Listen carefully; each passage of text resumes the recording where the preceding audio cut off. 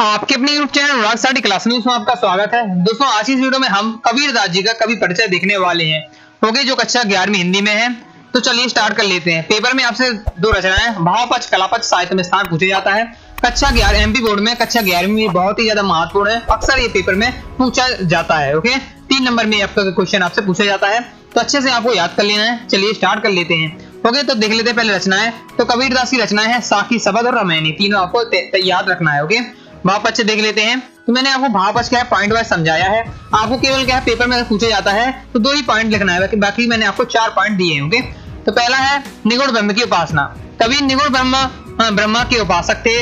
उनका उपासक अरुणा अमान अनुपम सूक्ष्म तत्व है। इसे वे क्या है राम से पुकारते थे। कबीर के राम निगुण निराकार परम ब्रह्म है। ओके, तो प्रेम भावना और भक्ति देखते हैं कबीर की। तो कबीर ने ज्ञान को महत्व दिया है। उनकी कविता में स्थान स्थान पर प्रेम और भक्ति की उत्कृष्ट भावना परिलक्षित होती है। उनका कहना है यह तो घर है प्रेम का, खाला का घर नहीं।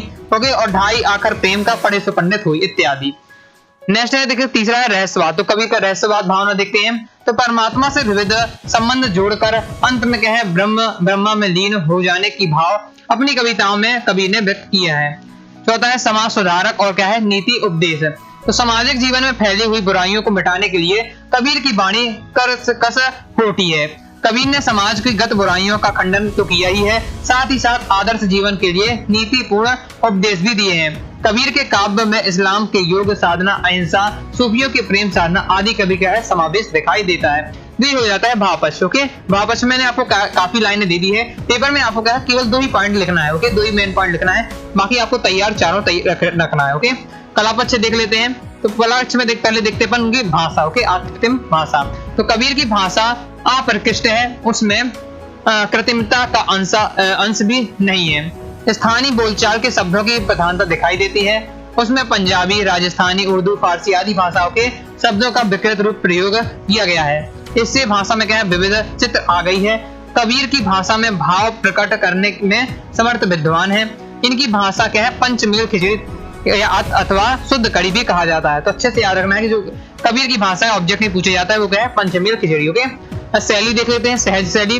तो कबीर ने सहज, सरल और क्या है सरस शैली अपने उपदेश में दिए हैं। भाव प्रकट की दृष्टि से कबीर की भाषा पूर्णतः सक्षम है। विरोधाभास, दुर्लभता एवं विज्ञानात्मक विद्वान है। अलंकार देख लेते हैं। तो कबीर के काव्य में क्या है स्वभावता अलंकारिता आ गई है। उपमा रूपक, संग रूपक, ओके, और क्या है सांग रूपक हो जाएगा आपका यहाँ। अन्युक्ति, उत्प्रेक्षा, विरोधाभास आदि अलंकारों का क्या है प्रचुरता से प्रयोग है। छंद में हो जाएगा कबीर के साखियों में दोहा छंद का प्रयोग हुआ है। ओके, शबद, पद तथा रामायणी चौपाई पदों से मिलकर बनी है और कहरवा छंद में उनकी क्या है रचनाओं में मिलती है। इन शब्दों का प्रयोग क्या है उन्होंने संदेश के लिए किया है। ओके, संदेश देने के लिए। रस है तो उनके काव्य में क्या है शांत रस की प्रधानता है। आत्मा परमात्मा के मिलन का से क्या है श्रृंगार ही क्या है शांत रस बन गया है। ओके, तो हो जाएगा। तो 5 पॉइंट दिए हैं, कोई भी आपको 2 से 3 आपको याद रखना है। ओके, पेपर के लिए। सब साहित्य में स्थान देख लेते हैं कबीर दास जी का। तो कबीर समाज में सुधारक एवं युग निर्माता के रूप में सदैव संस्मरण किए जाते हैं।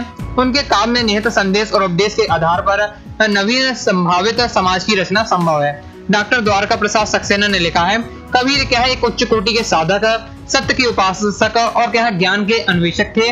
उनका समस्त साहित्य और क्या है जीवन मुक्त संत गुण एवं गंभीर अनुभवों का भंडार है। ओके, तो ये हो जाता है साहित्य में स्थान। तो इस प्रकार से हमने कबीर दास जी की 2 रचनाएं भावपक्ष कलापक्ष साहित्य में स्थान देखा। आई होप दोस्तों आपको वीडियो पसंद को लाइक करके आपको चैनल को सब्सक्राइब जरूर करिएगा। कोई भी डाउट हो कमेंट बॉक्स में पूछिएगा। साथ ही आपको पहले आपको ज्वाइन कर लेना है। डिस्क्रिप्शन में आपको सभी के लिंक मिल जाएंगे। इंस्टाग्राम, फेसबुक, ट्विटर को फॉलो कर लीजिए इन्फॉर्मेशन के लिए। वेबसाइट से आप क्या है क्लास 11 के किसी भी सब्जेक्ट के ओके किसी भी चैप्टर के आप नोट्स प्राप्त कर सकते हैं पीडीएफ में। ओके, साथ ही आपको क्या है ऐप को डाउनलोड कर लेना है कोर्स वगैरह ज्वाइन करने के लिए। तो मिलते हैं दोस्तों नेक्स्ट वीडियो में, तब तक के लिए बाय बाय।